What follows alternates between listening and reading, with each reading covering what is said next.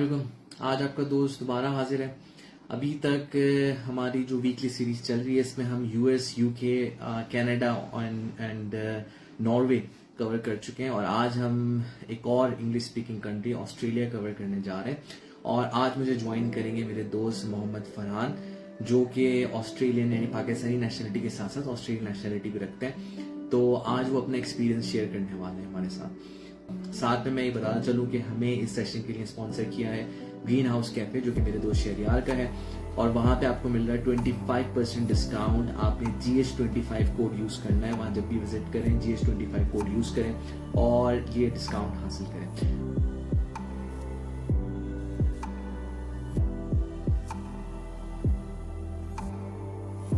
अच्छा, अब दो और सवाल उसैद की तरफ से, वो ये कि जो उसने कैनेडियन जो प्रैक्टिसेस हैं उसको जहन में रख के वो पूछ रहा है कि क्या बड़े शहर जो हैं जैसे मेलबर्न हो गया या सिडनी हो गया, इसमें जॉब अपॉर्चुनिटीज कम हो गई है फाइनेंस प्रोफेशनल्स के लिए, उनको छोटे शहरों में अपॉर्चुनिटी लेना पड़ेगी, क्या ये सही है, करना चाहिए कैरियर वाइज? और दूसरी ये चीज़ कि आईकेप के मेंबर्स के लिए क्या अपॉर्चुनिटीज है, क्या उनको फॉरन मिल जाती है जॉब या उनको स्ट्रगल करना पड़ती है या उनको सीपी ऑस्ट्रेलिया न्यूजीलैंड पे जाना पड़ता है? अच्छा, तो पहली बात अराउंड जॉब्स कर लेते हैं कि बड़े शहरों में, तो बड़े शहरों में डेफिनेटली अपॉर्चुनिटीज़ हैं, ऐसा नहीं है कि अपॉर्चुनिटीज़ नहीं है। बड़े शहर हैं और ऑस्ट्रेलिया का थोड़ा स्ट्रक्चर भी ऐसा है क्योंकि वहाँ पे इंफ्रास्ट्रक्चर है ही बड़े शहरों के अंदर ज़्यादा, तो और ज़्यादातर कंपनियों के ऑफिसेज भी बड़े ही शहरों में, तो बड़े ही शहरों में जॉब मिलती है। रीजन में सिर्फ काउंसिल के अंदर या कोई बहुत जैसे एग्रीकल्चर, क्योंकि ऑस्ट्रेलिया एक एग्रीकल्चरल कंट्री है, तो एग्रीकल्चर की जॉब्स हो गई या माइनिंग की fly in fly out jobs हैं, क्योंकि माइनिंग तो हर बहुत ही इनलैंड होती है, तो उस तरह की जॉब्स आपको ज़रूर मिल जाएंगी। But I think main stay हमारे जैसे लोगों का स्टिल बड़े शहर ही हैं, सिडनी, मेलबर्न, ब्रिस्बेन, इन तीन शहरों में या कैनबरा। हाँ, और मिल जाती है। आई मीन थोड़ा आगे पीछे होगा but still you will be able to find a suitable job for yourself. तो ये बात होगी। दूसरी बात थी हमारी आईकेप मेंबर्स के लिए क्या अपॉर्चुनिटीज हैं। इसके लिए एक चीज तो डेफिनेटली है कि वहाँ की लोकल क्वालिफिकेशन को वैल्यू दी जाती है और अब हमारे लिए बहुत आसान भी है। मैंने खुद भी लिया था, मैंने खुद आई थिंक 2016 में लिया था, मेरे ख्याल से 2017 में मैंने लिया था चार्टर्ड अकाउंटेंट्स ऑस्ट्रेलिया न्यूजीलैंड, और फिर उसके बाद मैंने चार्टर्ड इंश्योरेंस प्रोफेशनल भी लिया बाय द वे। तो ये दो मुझे इसीलिए लेने की ज़रूरत पड़ी, दो चार्टर्स हम on top of our charter, और इसके बाद मैंने सीपी ऑस्ट्रेलिया भी लिया था बीच में, फिर मैंने उसको रिन्यू नहीं करवाया, छोड़ दिया। तो इसकी ज़रूरत इसलिए पड़ी क्योंकि वहाँ पे वाकई में रिक्रूटर्स भी पूछते हैं और आई थिंक जनरली आपके सोशलाइजिंग के लिए बड़े अच्छे फोरम्स हैं, तो लेनी चाहिए। तो आई थिंक ज़रूरत है, सीधा सा आंसर तो ये है। दूसरा एक आस्पेक्ट में जो कॉल आउट करना चाहूँगा वो ये कि हमारे जो बहुत सारे चार्टर्ड अकाउंटेंट्स वहाँ पे आ रहे हैं और पुराने या कुछ हमारे साथ के भी, अनफॉर्चुनेटली, वेरी अनफॉर्चुनेटली, वो वेल ग्रूम्ड नहीं है। वेल ग्रूम्ड से मेरा मतलब है in terms of the speaking abilities, उतना ज़्यादा एफर्ट नहीं डालते हैं, उतनी ज़्यादा अपने आप को नेक्स्ट लेवल पे नहीं लेके जाते अपनी कम्युनिकेशन स्किल्स को, इन शॉर्ट। क्योंकि यहाँ पे सेठिया कंपनियाँ हैं, सेठिया कंपनियों में पर्सनल रिलेशनशिप पे काम चल जाता है और हमारे कल्चर में तो वैसे ही चल जाता है अगर आप पाकिस्तान बेस्ड हैं आप तो कोई भी नहीं सोचता कि यार हमें अपनी प्रेजेंटेबिलिटी को ऊपर टाइम देना है, हमें अपनी क्या कहते हैं, जैसे हमारी जनरल इंटरपर्सनल स्किल्स की मैं बात करना चाहूँगा कि उसके ऊपर तवज्जो देनी है। और प्लस कैजुअल कमेंट मेकिंग, जैसे हमारे यहाँ पे चल जाएगा कि ओ छोटे हो, काले हो, नाटू, ये चल जाएगा। ये यहाँ पे मैंने फॉर्म में देखा है, लोगों को यहाँ नहीं चेंज होते, लेकिन वहाँ पे आपकी स्पीच बहुत कंसीडर्ड स्पीच होनी चाहिए, specially for people leader roles. जहाँ पे भी आप पीपल लीडर बनने वाले हैं तो पीपल मैनेजमेंट के लिए लोग बहुत सारी चीज़ों को इवेल्युएट करते हैं। अनफॉर्चुनेटली हमारे लोग वो डेमोन्स्ट्रेट नहीं कर पाते चीज़ें, और वो बोल भी होते हैं टेक्निकली तो मैं इतना साउंड हूँ, मुझे तो ये भी आता है, मैंने तो ये भी किया है, वहाँ पर मैंने फलाना किया। तो और ऐसा नहीं है कि नहीं समझ में आ रही होती, हमें समझ में भी आ रही होती है कि यार ये मतलब मुझसे 10 साल पहले का क्वालिफाइड चार्टर्ड अकाउंटेंट है, इसने डेफिनेटली काम किया हुआ, इसको डेफिनेटली मुझसे ज़्यादा भी आता है, और वो लेकिन वो खुद इतने से अपना गैप नहीं समझ पाते कि जो हमको अपने आप को अपस्किल करना था इन चीज़ों के अंदर, वो हम नहीं कर पाए। और बार बार कोशिश भी नहीं करते रीच आउट करने की। प्लस आई थिंक थोड़ी सी कल्चरल क्या कहना चाहिए, कल्चरल एंड रिलीजियस बाउंड्रीज भी आ जाती हैं एक टाइम के ऊपर, और कुछ लोग उसके ऊपर थोड़ा कॉम्प्रोमाइज़ करने को तैयार होते हैं, कुछ लोग नहीं तैयार होते। कॉम्प्रोमाइज़ करने से मेरा ये मतलब नहीं है कि मतलब कोई अगर आप नहीं ड्रिंक करते हैं तो आप ड्रिंक करना शुरू कर दें, आप पोर्क नहीं खाते हैं पोर्क खाना शुरू कर दें, ऐसा नहीं है। It's just about giving company to people. जैसे हर जगह पे आपका रास्ता होता है, जैसे मैंने पहले बताया था कि वहाँ पे हर चीज़ होती थी कि पब चले जाओ, वहाँ जाके और सेलिब्रेट कर रहे हैं, हम ड्रिंक्स पे जा रहे हैं। अगर आप जाएंगे ही नहीं, आप बोलेंगे यार उस सोशलाइज दुकान में तो शराब बिकती है, मैं जाऊंगा ही नहीं। या इवन पाकिस्तानी कुछ लोगों को मैंने ये भी करते हुए देखा कि गोरों की 8 या 9 बंदों की टीम है, उसमें एक पाकिस्तानी है, वो उस एक बंदे को अकोमोडेट करने के लिए 8 लोग रेडी हो गए कि हम पाकिस्तानी रेस्टोरेंट जाएंगे, और ये पाकिस्तानी साहब बोलने लगे नहीं वो पाकिस्तानी रेस्टोरेंट तो शराब भी सेल करता है, मैं तो उधर जाऊंगा ही नहीं। तो अब ये फिर ऐसी चीज है कि मतलब you are not helping yourself, you are not winning yourself any friends. तो अब ऐसी चीज अगर करेंगे तो भाई फिर तो मतलब मुश्किल होगी थोड़ी।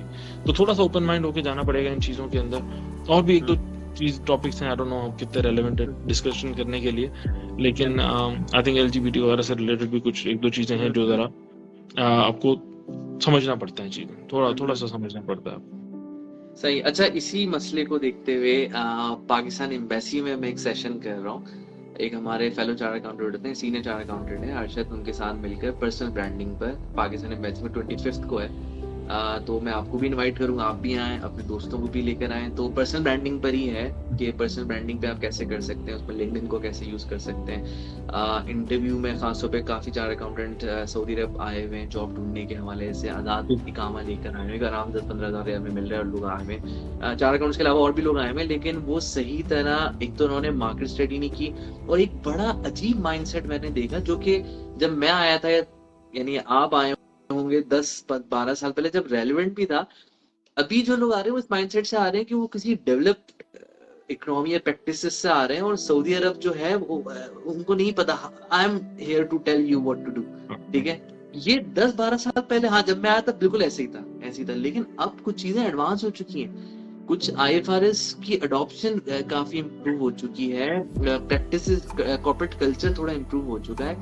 ये बहुत गलत माइंडसेट है। अच्छा, दूसरा काम वो क्या कर रहे हैं कि जाहिर सी बात है कि वो आए थे, लिमिटेड बजट लेकर आए थे, 1 महीने का बजट लेकर आए होंगे, वो आखिरी अपने अशरे में है, तो उस अशरे के अंदर अब वो हाथ में जाने के लिए मार्केट भी खराब कर रहे हैं। वो नहीं समझ रहे कि भाई आप मुझसे ज्यादा सीनियर हो और आप मुझसे 1/3 पे आने को तैयार हो, ये बहुत बड़ा कॉम्प्रोमाइज करो, ये नहीं करो, ये नहीं, ये बाकी लोगों की आप उस पर भी इम्पैक्ट कर रहे हो। ठीक है, और उसका मसला क्या है, और ये सब बातें मैं डिस्कस करना चाहता हूँ। और फिर वही बात के प्रेजेंटेबल नहीं, कुछ चीजें होती हैं कि you have worked there already, कि यहाँ कुछ लोग ना वैल्यू करते हैं सऊदी ना, जैसे खुशबू होना, प्रेजेंटेशन, ये चीजें वो वैसे ही मतलब दिल जीतने वाली चीजें होती हैं इन लोगों के लिए। ठीक है, क्योंकि वो खुद हमेशा महकते हुए रहते हैं, तो वो अगले आदमी को भी ऐसा देखना चाहते हैं, और उनकी कंप्लेन होती है कि यार देसी लोग परफ्यूम क्यों इस्तेमाल नहीं करते, या इतनी, उनको मसला है इससे चीजें। ठीक है, उनको एक होता है ना कि इरिटेट कर रही है एक चीज, क्योंकि उनके उसमें नहीं।